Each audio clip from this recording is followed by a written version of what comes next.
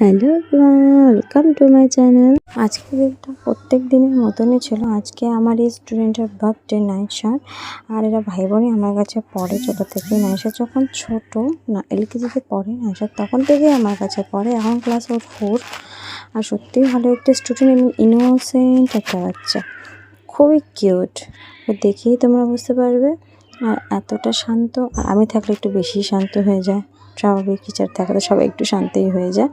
আর হচ্ছে বাড়ির ফ্যামিলি, ওর মা, পিসি এবং ঠাকুমাটাও আমাকে ভীষণ ভালোবাসে। বাড়ির প্রত্যেককে লাভলি পারসন। আর আমার এই স্টুডেন্ট ছিল মারোয়ারি। আর ওদের নাকি মারোয়ারিদের রিচুয়ালসে কেক কাটিংয়ের সময় ক্যান্ডেল জ্বালানো হয় না।